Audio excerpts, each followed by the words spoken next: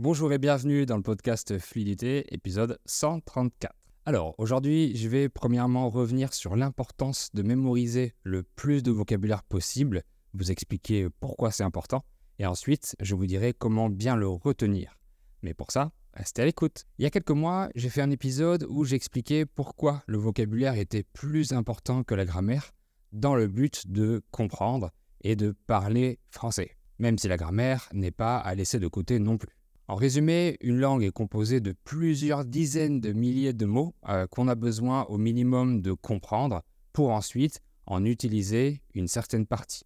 Pour mémoriser du vocabulaire, il y a des principes communs à tous dont on ne peut pas se passer et ensuite chacun peut rajouter des astuces qu'il aime. Je vais tout vous expliquer. Mais premièrement, essayez d'imaginer la quantité de mots que vous avez entendus dans votre langue maternelle depuis que vous êtes né. Ce sont des milliers et des milliers de mots. Et imaginez également le nombre de fois que vous les avez entendus.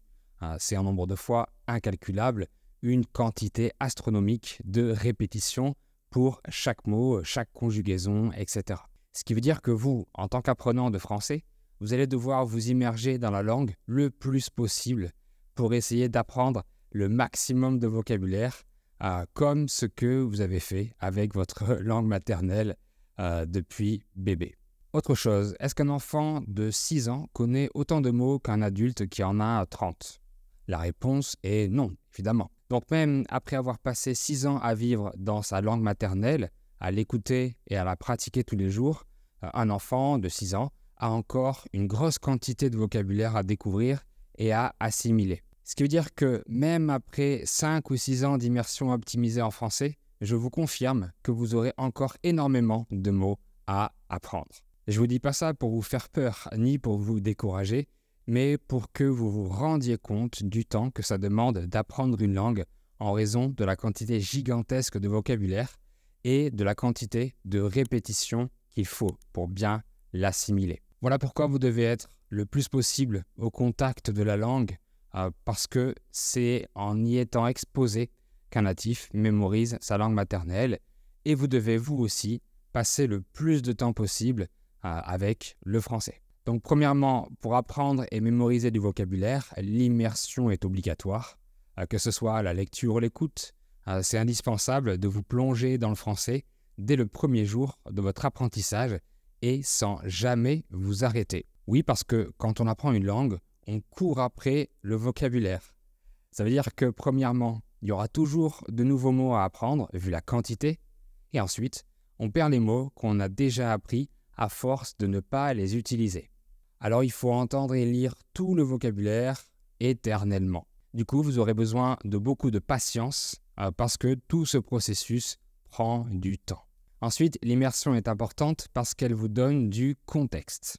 Si je vous dis au hasard le mot chien ou le mot voiture, ils sont faciles à comprendre sans la phrase qui va avec. Mais beaucoup de mots nécessitent du contexte, soit parce qu'ils ont un sens qui n'existe pas dans votre langue maternelle, soit parce qu'ils ont plusieurs sens complètement différents, soit parce qu'ils ont plusieurs sens mais très peu différents, soit parce qu'ils s'utilisent uniquement dans des situations très précises. Par exemple, en espagnol, il y a 2 verbes être, et même si ce sont les verbes les plus basiques, j'ai mis très longtemps à comprendre lequel s'utilise dans quel cas. Même en connaissant la théorie, j'ai eu besoin de beaucoup de contexte, beaucoup de phrases d'exemple de la vie réelle et de beaucoup de temps pour bien les assimiler et ensuite bien les utiliser. Donc c'est le contexte apporté par toute cette immersion qui vous fera inconsciemment mémoriser le vocabulaire et grâce auquel vous saurez quand utiliser tel ou tel mot. Sans contexte, votre cerveau ne comprend pas bien comment et à quel moment précis employer tout le vocabulaire, donc vous le mémoriserez mal. Mais si votre cerveau sait que tel mot va bien dans telle ou telle situation, vous saurez plus facilement l'exprimer quand le moment viendra. Apprendre en contexte, c'est un autre principe de base à ne jamais oublier. Pour votre immersion, vous pouvez écouter des podcasts ou la radio, regarder YouTube, la TV, des films ou des séries, mais vous devez diversifier les sources et les sujets pour acquérir du vocabulaire le plus varié possible. Et j'aimerais vous présenter une plateforme très pratique pour regarder des séries ou des films, mais spécialement conçue pour les apprenants.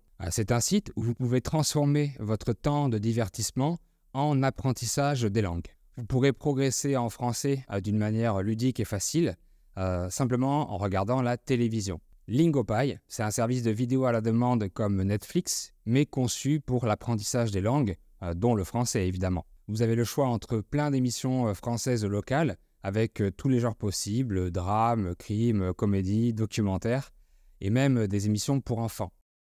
Vous regardez le programme tranquillement installé, vous pouvez activer les sous-titres en français ou dans votre langue maternelle, et vous pouvez également cliquer sur les mots pour les traduire instantanément, ce qui vous fait gagner beaucoup de temps.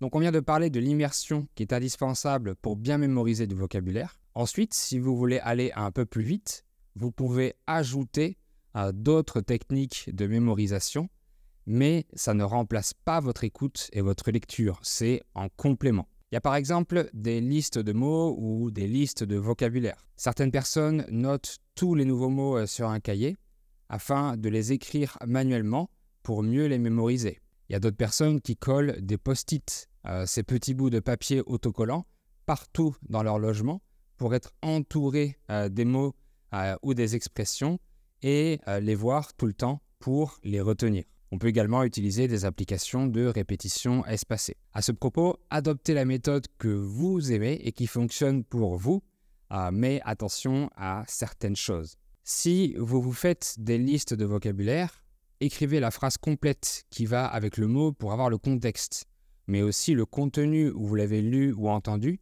afin de pouvoir relire le passage facilement si vous avez un doute sur le sens du mot. Notez aussi l'horodatage, donc le timecode, ou le moment où le mot apparaît dans un film, une série, ou alors la page du livre et la ligne dans la page. Attention également à ne pas tout noter dans vos listes, parce qu'on a tendance à vouloir retenir absolument tous les mots que l'on entend ou que l'on lit. N'oubliez pas que plus le mot est fréquemment utilisé, plus il va naturellement revenir dans les contenus, donc plus vous allez le mémoriser grâce à sa fréquence de répétition. A l'inverse, il y a des mots qui sont rarement utilisés et que vous allez lire ou entendre peu souvent, c'est-à-dire du vocabulaire que vous devrez seulement comprendre, du vocabulaire passif. Parce que si vous notez absolument tous les nouveaux mots, vous aurez des listes de vocabulaire gigantesques à réviser, donc ça peut vous décourager et c'est la pire des choses qui pourrait vous arriver. Donc essayez de noter les mots que vous allez utiliser en priorité. Ce n'est pas non plus nécessaire d'apprendre tout le vocabulaire d'un thème spécifique. Par exemple, inutile d'apprendre le nom de tous les animaux qui existent. Les plus courants reviendront naturellement, comme par exemple le chien, le chat, le poisson, la vache, et ainsi de suite. En tout cas, avec le site Lingopie, vous verrez le mot en contexte grâce aux sous-titres, et en cliquant dessus, vous pourrez voir sa définition et le sauvegarder directement dans votre liste de vocabulaire personnel pour pouvoir la réviser régulièrement. Et quand vous allez réviser votre liste, vous pourrez tout de suite revoir l'extrait du contenu où le mot est apparu. Donc là aussi, ça vous fait gagner beaucoup de temps pour créer des listes de mots. Lingopie vous propose un essai gratuit de 7 jours si vous voulez l'essayer sans obligation. Si ça vous intéresse, cliquez sur le lien dans la description pour demander votre essai gratuit et vous obtiendrez une réduction spéciale sur leur abonnement grâce au partenariat que j'ai avec eux. Le dernier conseil que j'aimerais vous donner pour mémoriser votre vocabulaire, c'est de pratiquer, donc de parler énormément. Cela paraît évident et on ne le fait jamais assez, souvent parce qu'on a peur de se lancer. Mais le fait de pratiquer le vocabulaire aide à mieux le mémoriser. Ça permet de concrétiser les mots et le cerveau saura mieux les activer par la suite.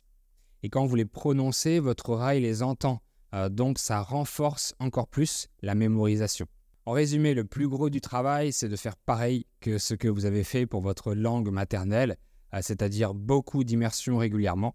Donc écoutez et lire des contenus que vous aimez et pratiquer votre oral et votre écrit. Tout ça est inévitable, crucial et indispensable. Et ensuite, vous pouvez ajouter d'autres techniques de mémorisation comme les listes de vocabulaire si vous aimez le faire et si vous avez suffisamment de temps pour les réviser régulièrement. Certains vous diront que les listes de vocabulaire sont inutiles, mais si ça fonctionne pour vous, que vous aimez ça et que vous avez le temps, alors faites-le. Voilà, j'espère que ces conseils vous seront utiles. Merci à toutes et à tous d'avoir regardé ou écouté cet épisode. J'espère que vous avez appris plein de français comme d'habitude. Si vous êtes resté jusqu'ici, l'épisode vous a intéressé, donc mettez un petit like. N'hésitez pas à vous abonner à ma chaîne YouTube et à mon podcast. Et je vous dis à bientôt.